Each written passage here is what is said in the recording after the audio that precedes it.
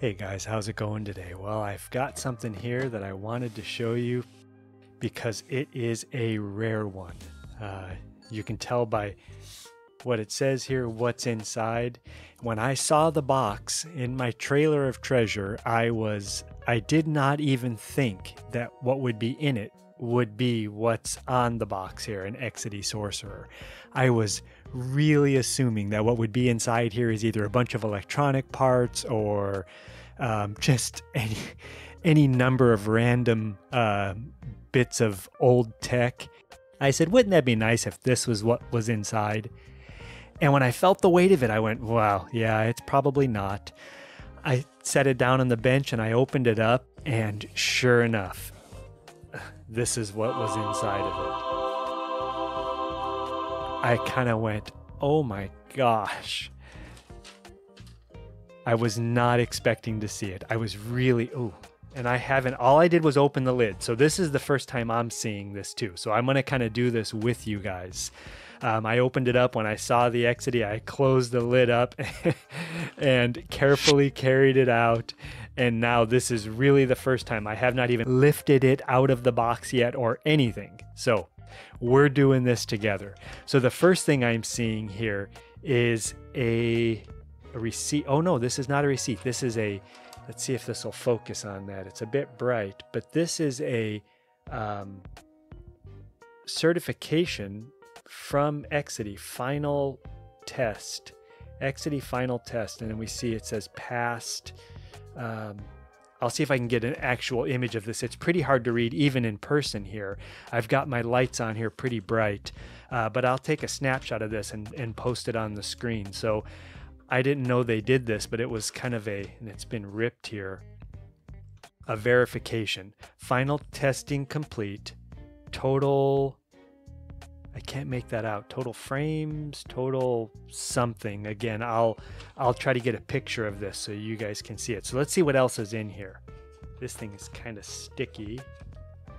It's bent up. Let's see what else is in here. We've got its power cord.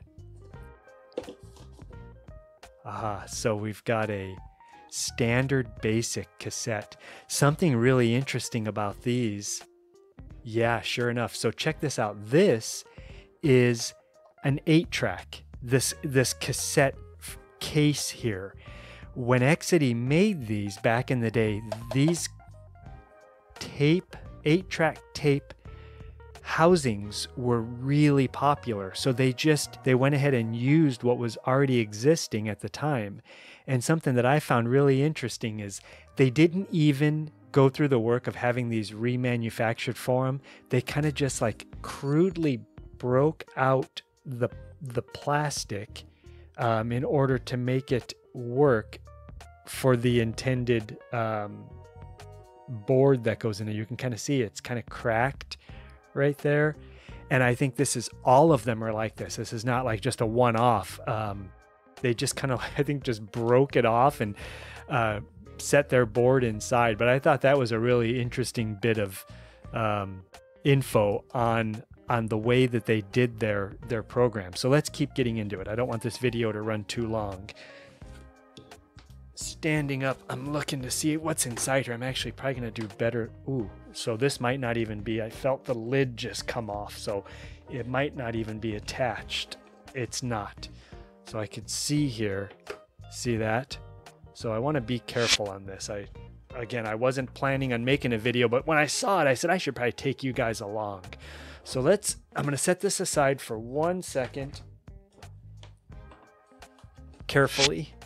We'll look inside and see if there's anything else in this box. Yeah, I think that's that's nothing. A napkin from who knows what year.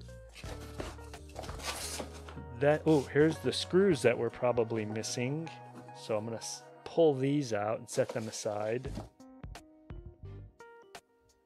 Looks like part of a Papermate pencil. Set that aside. I'm going to set those screws aside, get these napkins out of here, get that out of here, and I think, here's a few more screws. So I'm not sure what I'm going to find when I open up this Exidy case, but we'll see. So that is it. This box is now empty.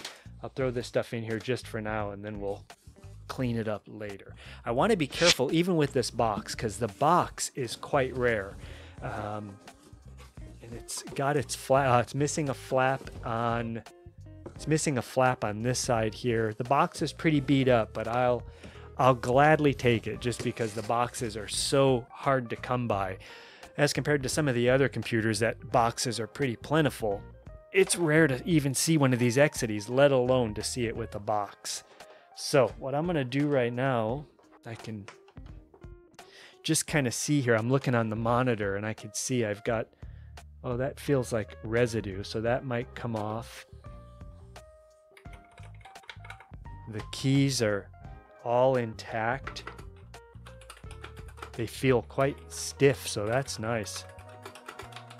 Yeah, well, this thing feels nice to type on. Wow, I like that. Okay, let's take a look at anything else on the outside here. There's some marks I can see right there. Let's see if this camera will zoom out at all. No, that's all we got. So bear with me on it. Let's look at this side. Again, I'm trying to be as easy. I don't want to do any damage to this. Let's look at the back side here. There's its ports, serial port, parallel port, expansion bay. And then on this side, we've got our power cord, our fuse. Let's check and see if we've got a fuse in here. And we do. It's a slow blow fuse. And from what I see, it looks to be intact. I'll check that with my voltmeter here in just a bit. This seems a little bit loose right there, so I don't want to... Oh, that's okay. That's in. All right. And then we've got our video out.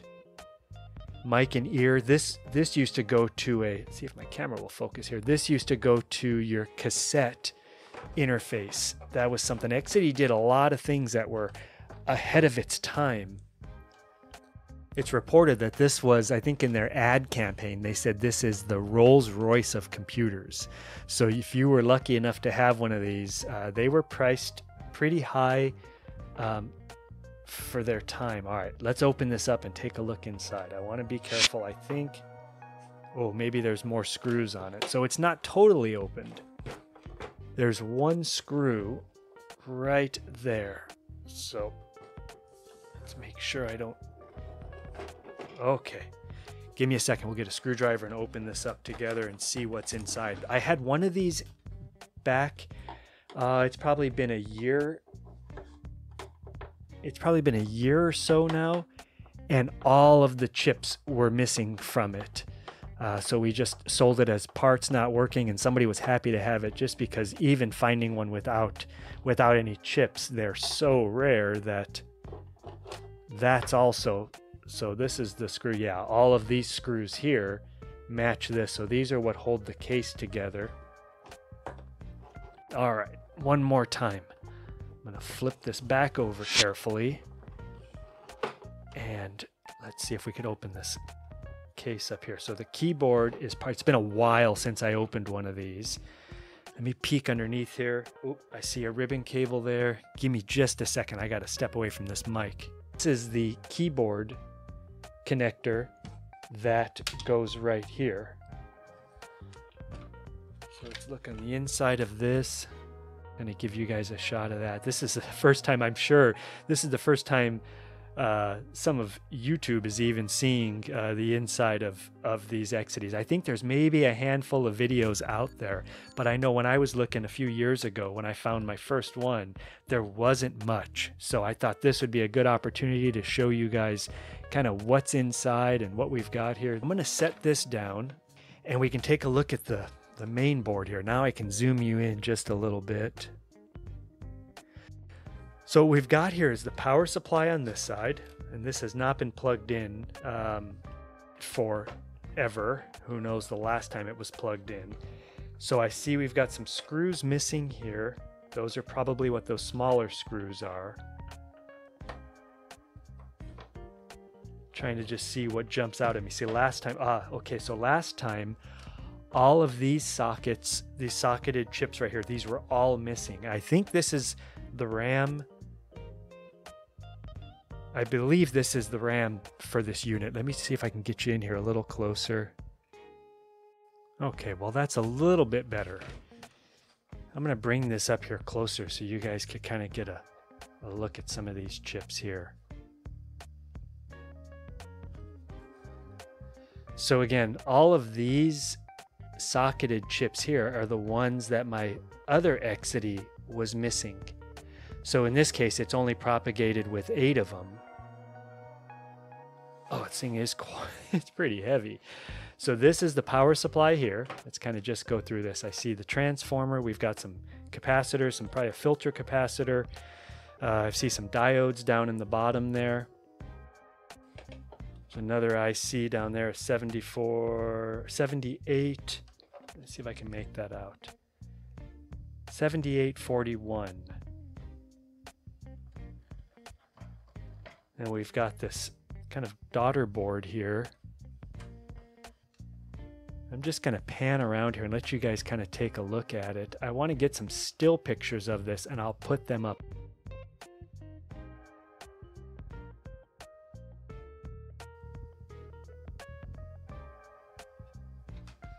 Let's start in this corner here.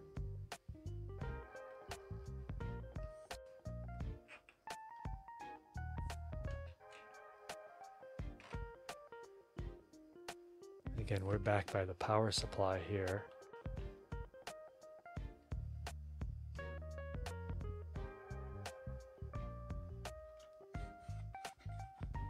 Used to be a sticker there. Something else that's a little unique on these is when the cassette cartridge goes in, it goes in at a bit of an angle. So it sits up kind of like that. It looks a bit odd at first, but the way this is angled, the card goes in just like that. We've got a crystal here. Let's see if I can make out what that says. 12.6380. So that is for sure the crystal oscillator. I've actually had 2 of these in the past. One was in really rough shape, missing all of its chips. One was in pretty bad shape. And this by far is the cleanest that I've had my hands on. I mean, usually you're lucky to see one, let alone to have 3 of them. Really fortunate. So what I might do is I might stick this on my current limited Variac and just bring it up really slow and see if there's any shorts on the board. While we're here, let's take a look underneath and see what's here. If any of the traces are damaged. I see I've got a connector here. Okay, so it seems like, yeah, that's all that's holding that in. All right, let's see what's underneath here. Scoot this out of our way. Yeah, this looks really clean from just a quick glance. Let me get you guys a little closer to it. I'll look at it a bit off camera and really kind of take a look at the solder joints, because I could assume that there's a good chance that maybe we've got some cold solder joints or some cracked joints, or who knows. But overall, I don't know what I see there. I think it might just be a shadow. Yeah. Again, I'm trying to look at this in the monitor with you guys, and everything is kind of flipped around 180 degrees. Yeah, I'm looking. I think this is where the power supply is at. Yes. And that's usually an area of suspect. So I see some stuff going on these pins right there. Let me kind of keep panning around here on this and see if anything jumps out.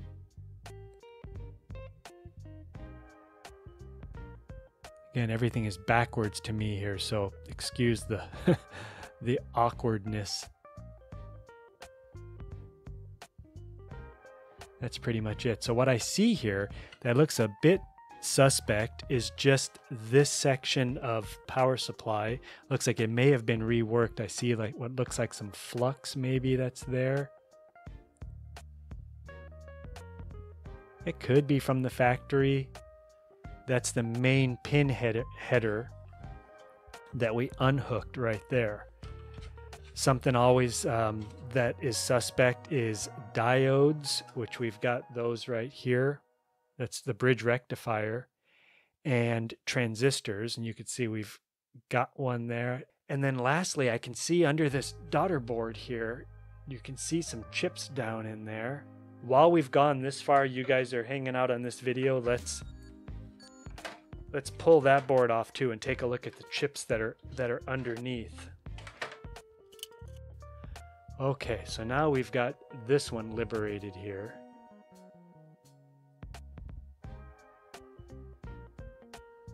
Again, everything looks, I don't see any bodge wires on it. And by the way, I discharge myself with this every time I kind of walk out of the room, just to play it safe. I don't wear this on my wrist when I'm not really taking out chips, but just so you know, this is a anti-static bracelet. Again, I'm working on an anti-static mat here, so at least I have pretty good confidence that I'm not going to do any damage to the chips that are in here.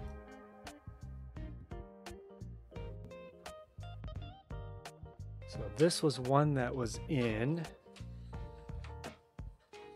and then I think the rest are from the bottom here, and these are a couple that were missing. So I'm gonna put this back here because I believe, you know what? Nope, there was no standoff here. I could tell where this hole is at, there's no hole in the board that corresponds with it. So this was one that was taken off by the original owner or somebody else. So that can go back in there. We won't over tighten any of that. There's one here. This was the matching one here. Let's see what else. So if I can try to get this thing as complete. I see this nut right there. That looks awfully similar to the one that I pulled off. So I'm looking to see if it makes sense where that would be. See on the power supply here, this is what jumped out at me. See these? These have that same nut there. And now as I'm looking, let's see if I can show you guys this. Where's my camera at? Can you see that hole right there? Down inside there? Well, that is where this other one, this other screw with this nut would have went. So I'm going to try to figure out exactly which one of these goes in there based off of their size. This is something that takes a bit of practice, but you can see if some of these screws are the same size, these will all go together, do the same function. All of these are the same, and this is the odd one out. So I'm assuming that this one here, yep, based off of how thick this metal is and how little thread is coming off there, that deduction is what would tell me that this nut and screw combo is what was removed from here. Now, why was it removed? My assumption is that the power switch here may have failed. I'm going to do a quickly ohm that out and see if that switch is working. You want to do it with me here? Give me a second. Let's check it out together, because this is what I'm going to be doing here in just a few minutes off camera. So why not do it now with you guys here, right? Let me zoom you in a little bit and you'll see what I'm doing. So what I'm going to do is find the two legs of this switch and see if there's continuity.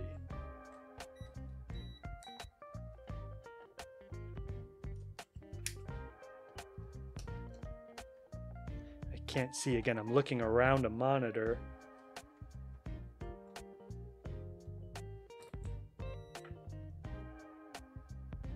So this switch is doing nothing. Inside the switch here, you can see these two contacts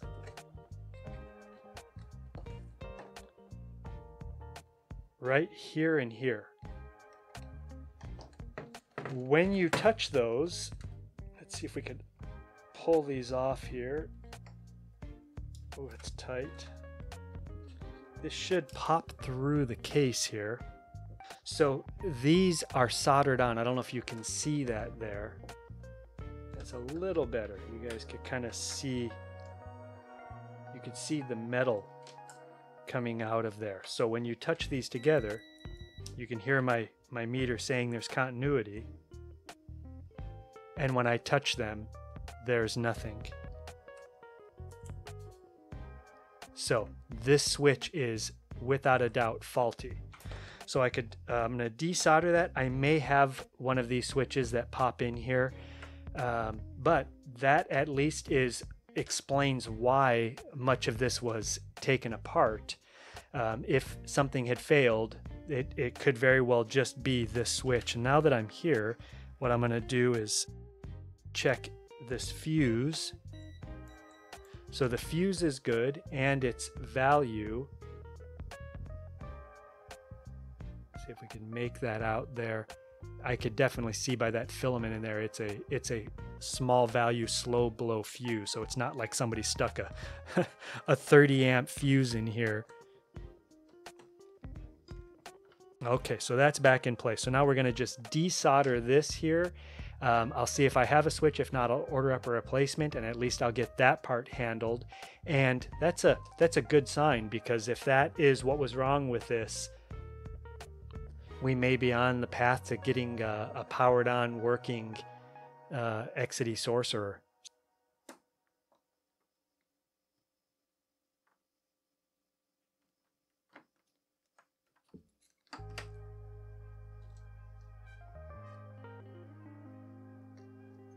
Here, so this is the switch that has failed. You could tell it looks it looks rough. Bad switch. Well, it looks like my repair of this switch, spraying it down, is not going to be enough. So check this out. I've been messing with this off camera for quite some time, and the switch is just faulty. My red lead is hooked up to one terminal of this, and then as I touch the black on the other, you can see it's a dead short. But watch if I just so much as touch this switch. See how it's getting just a random display of readings there? But if I get it just in the right position, see that? That's all the way on. That's all the way off. Now if I go somewhere in between, see that? Now it's working. Yeah. So, switch is going to have to be replaced. Well guys, via the magic that is Amazon, my switches showed up. So let's get back into this. I like that this has a white switch and a black housing. So it looks a lot like the original one, only opposite. But this is the same switch. Let's see if you could see that there. So we're going to get rid of that. Start back over here.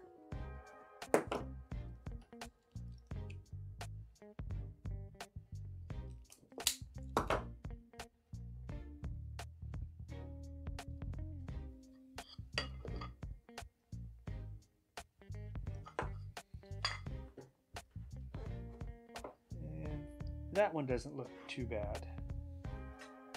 It was mainly just that other one.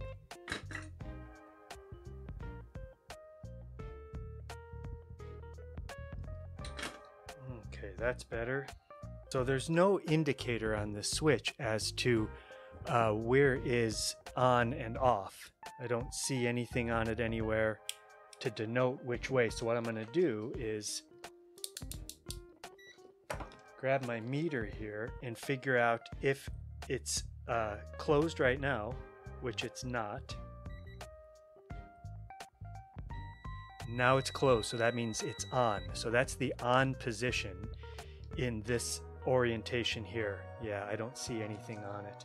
You know, I didn't even check to see if this is going to fit in the case. I probably should have done that first. When I did my measuring, it looked to be exact. So, but I don't want to farm this thing and have it not fit in the case. As you can see, I've kind of over the last week or so, I've been working on this thing, getting it cleaned up. I got a few of those scuffs that were on it here and on the side. It came out really, really nice. I'm really happy with the way that it came out. I'll let you guys see it all finished up here. I'll put some of the pictures from the DSLR on the screen here towards the end of this video, and you'll get to see the final end product of what it looks like.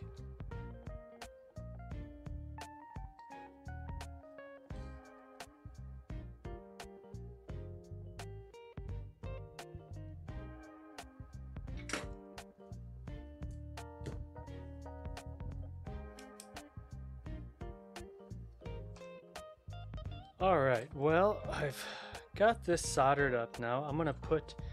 I opted to get rid of what was stock in place of some actual shrink boot.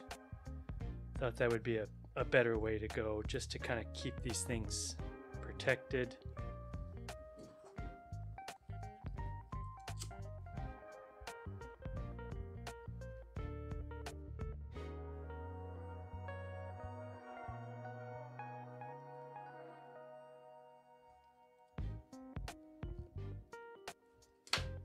All right, well, now we've got this. Let's see if we could get this thing in here. I've got kind of a mess here.